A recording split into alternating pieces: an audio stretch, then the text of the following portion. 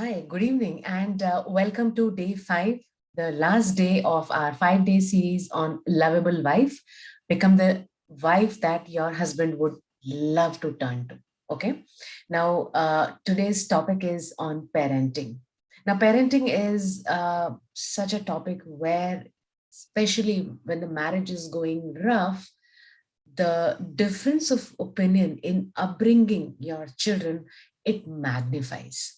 What also happens is sometimes that uh, while married life might be going fine, but after the children are born, your differences in your thoughts about upbringing children creates discord to such an extent that uh, children, for no reason, for no fault of theirs, become the cause of marital discord. They become the cause of separation.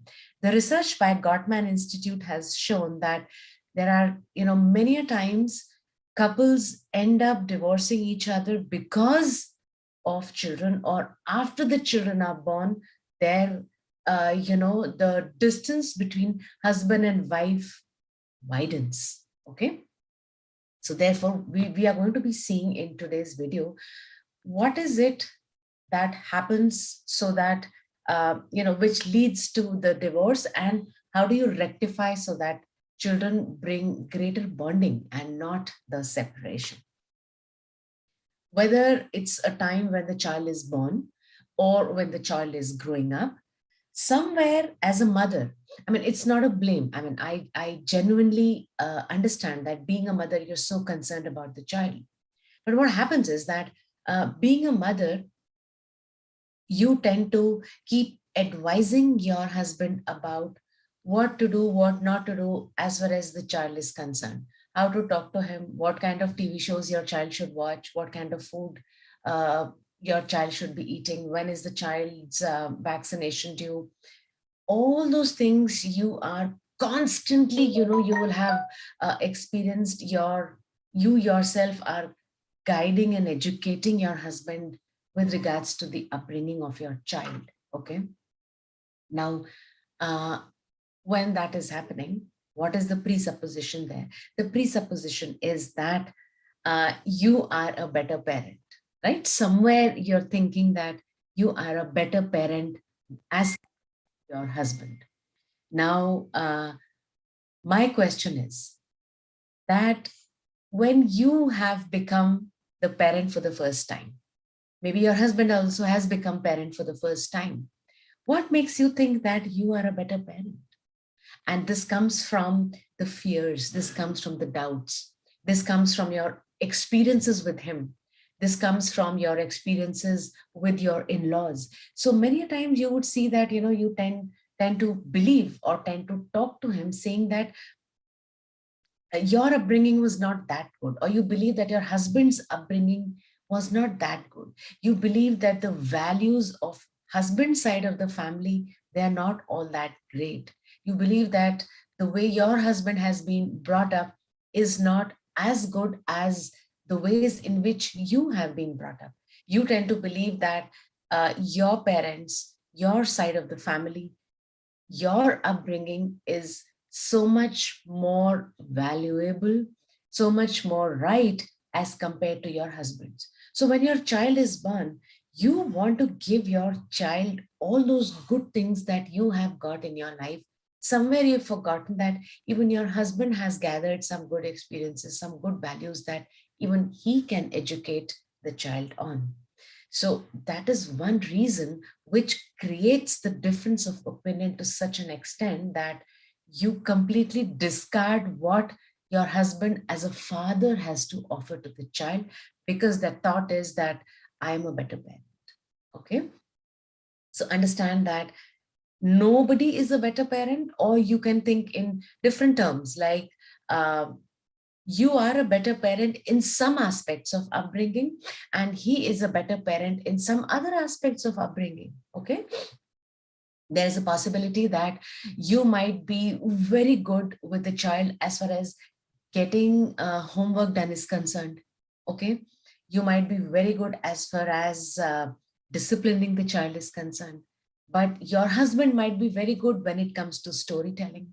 Your husband might be very good when it comes to reinforcing some ethical and moral values. Okay. So understand that no one is a better partner. You could be better in certain aspects. All right. Now, what happens is that when you are constantly telling your husband how to father the child, okay, how to become become a good father, right? Now, when that is happening, what your husband is going through is two things. Number one, each time when you are advising, he starts to believe that he is not a good parent. He believes that he is not a good father. Now, when he starts to believe that, he also wants the best for his child. So when he thinks that he's not as good a parent as you are, then he begins to withdraw because he thinks that child needs to get the best, mother knows the best, so let her only manage, and he begins to withdraw. When he believes that he's not a good parent, his self-esteem also goes down. So when his self-esteem goes down, that's another reason why he will withdraw from interacting with the child, and he will also stop connecting with you as well, because somewhere you are also making him feel that he is not a good father. Another thing, second thing that happens is that, especially when the child is born, uh, and you are all the time advising him and guiding him, he starts to feel that you and the child are a team. Even in growing up years, he will see that you and the child or children have become a team, and he is not a part of that team. So when he sees that he is not a part of that team, he feels isolated. Therefore, then he doesn't involve himself with children, and he's going to involve himself in work or in other aspects of his life, not with children. With you, what happens is then, when you're growing up, you tend to think that your husband doesn't participate in, child's activities. He doesn't take interest in parent teacher meetings. He doesn't talk to the child. He doesn't play with the child. He doesn't give any time to children. But do you now understand where he's coming from? Okay. One is low self-esteem, and second is he begins to see you and children as team where he is not needed. Therefore, one thing I mentioned is what you need to do is understand that there are certain things that he can do very well, and there are certain things that you can do very well. So divide your responsibilities according to who do you think can do a particular job for the child well enough. That's one way of dividing the responsibilities. Another way of dividing the responsibilities is whether somebody is good at it or not. But all right, you take this set of responsibilities, I will take this set of responsibilities. That's another way of deciding. Third way is you take up the entire, being a mother, you take up the entire responsibility for the child and leave one responsibility for the father. And that one responsibility is having fun in life. Leave that to the father. How can he, leave that responsibility to him, where you can think that, okay, as far as having fun in life is concerned, recreation is concerned, let father take that responsibility. Rest of it, it is yours. The problem is in all the three categories. The problem is, even if you leave that fun part to the father, you feel so impulsive to find out what is it doing for child's recreation. How are, father and children going to have fun? So you are wanting to, you know, put in your suggestions, your advice, your guidance in that aspect also. Then he leaves it. Then he is going to leave it completely. This is the issue of trusting him as a father. Now, you may not have been able to trust him as your husband, right? Because if there is a marital discord going on, trust is one element that could have suffered. But understand that if you have not been able to trust him as your father, as your husband, try trusting him as a father.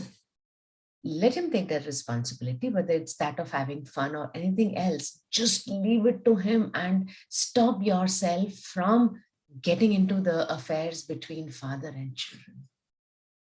Okay, develop this trust. I remember my client who had, back then, I'm talking about some years back, a 4-year-old daughter.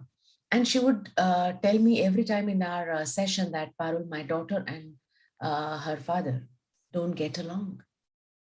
They get along in the sense that each time my daughter wants to go and play with him, he doesn't want to play. He just shuts her off. And then later on, she starts crying. And after, getting deep into this, she said, ultimately she ended up saying, though on one hand she's saying that when my daughter goes and plays with my husband, he doesn't entertain her. On the other hand, she's saying, I cannot trust my husband with my daughter.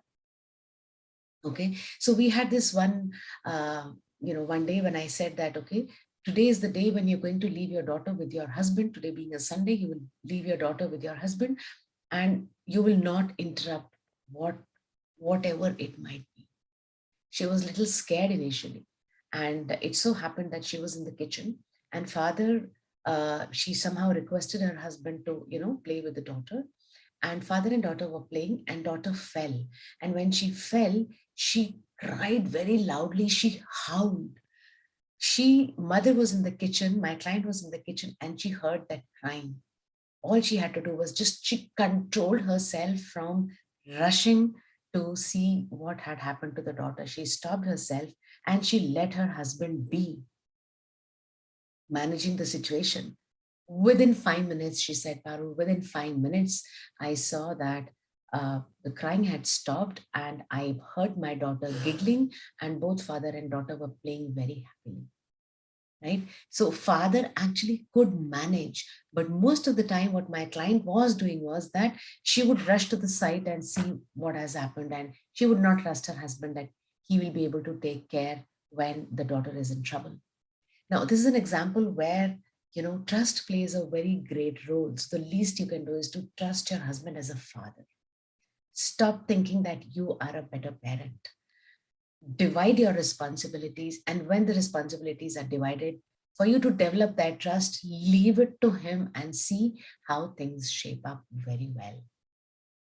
Okay, now this is that part which is about parenting, because when both you and your husband are fighting over children, it's the children who suffer, because then they do not know who is right or who is wrong. And when children do not know who is right or wrong, they tend to take their own path. That may not be what your husband is saying, that may not be what you are saying, but they will start to take their own path as they begin to grow. Therefore, it is very important that you are coming to a common platform when parenting is concerned, right? Now, that brings end to our 5 days live series, and wherein I would like to conclude that marital discord happens even in the happiest marriages. Okay, research, Gottman Institute's research has shown that even in the happiest marriages, the stinky issues, the dirty issues are brought up by wife. The difference between happy couples and unhappy couples is that when the wife brings up those stinky issues, in happy scenarios, in happy couples, the way she is talking to her husband is different. Okay, and that difference is that she is, what we discussed on the first day, that there is no complaint, there is no chasing, there is no advice. Okay, second thing you need to understand is that uh, when you think that only when your husband changes things are going to change, um, I want you to just take it from that perspective, that if you want your husband to change, then you need to create the desire in him to change. And to create that desire in him, there are certain things that you need to do on yourself. And to begin with is, as I mentioned, stop complaining, stop chasing, and the third thing is stop advising and stop criticizing. Okay. Next thing you need to understand is that uh, when there are emotional hurts inside you, coming from the past, or you're getting hurt in that moment itself, it's never about the other person. The other person is only a trigger to what is deep inside. It is a trigger to the pain already that is there inside. So instead of trying to bring about a change in the other person, bring about that change in yourself by healing yourself. Because when you heal yourself, it's it indicates how much of love you give to yourself, how much of acceptance and acknowledgement you give to yourself. Okay, and when you heal yourself, that self love and the peace inside you, the joy inside you begins to radiate, which is what then draws your husband to you, which is what then inspires him to bring about that change that you are looking for, instead of, chasing him and sitting on his head for change, right? I think I have not recorded this session. Um, my apologies for this.